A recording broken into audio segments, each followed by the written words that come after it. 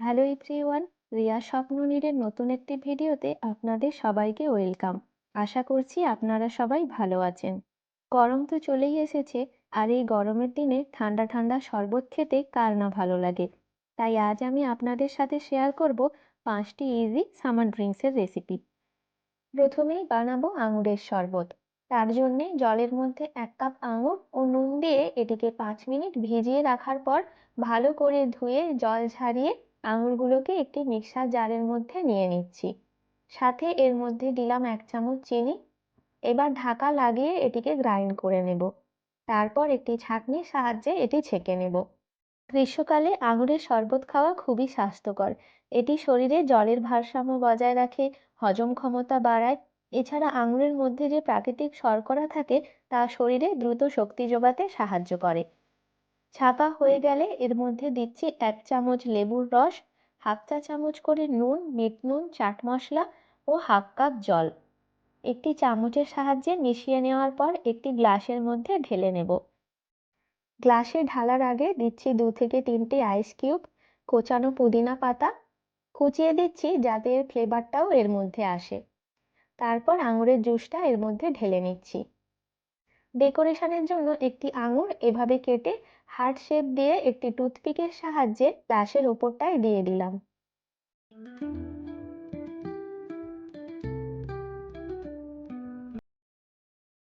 এরপর বানাবো তরমুজের শরবত। তরমুজটা ভালো করে ধুয়ে খোসা ছাড়িয়ে ছোট টুকরো করে কেটে নিচ্ছি। এবার নিয়ে নিচ্ছি একটি গ্রাইন্ডিং জারের মধ্যে। এর সাথে দিচ্ছি পুদিনা পাতা ও 1 চামচ চিনি। আপনারা চিনি না দিতে চাইলে নাও দিতে পারেন। গ্রাইন্ড করার পর ছাঁকনির সাহায্যে ছেঁকে নিচ্ছি। তরমুজে যেহেতু 90% জল থাকে, তাই গরমে তরমুজের জুস শরীরে জলের অভাব পূরণ করে, শরীরকে ঠান্ডা রাখতেও সাহায্য করে, আর গ্রীষ্মকালে ত্বককে উজ্জ্বল ও স্বাস্থ্যকর রাখে। তারপর এর মধ্যে নুন, বিট নুন, সামান্য চাট মশলা ও 1 চামচ লেবুর রস দিয়ে ভালো করে মিশিয়ে এটিকে সার্ভ করে নেব। গ্লাসের মধ্যে দিচ্ছি কিছু আইস কিউবস। এবার তরমুজের জুসটা ঢেলে নিচ্ছি।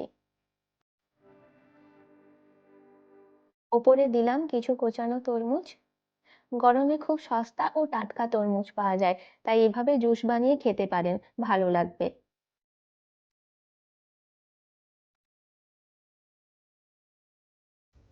3 নম্বর বানাচ্ছি দইয়ের শরবত।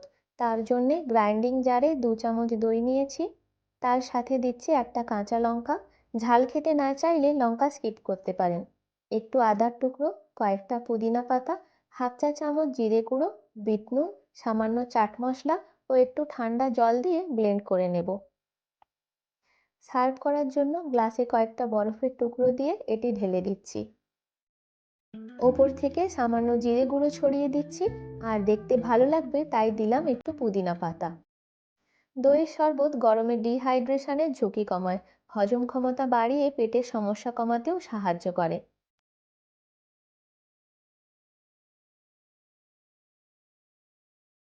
এবার বানাবো কাঁচা আমের শরবত। গ্রীষ্মকালে এটি খুবই উপকারী, আর খেতেও ভীষণ ভালো লাগে। তার জন্যে একটি আম নিয়ে ভালোভাবে জলে ধুয়ে খোসা ছাড়িয়ে ছোট টুকরো করে কেটে নিচ্ছি।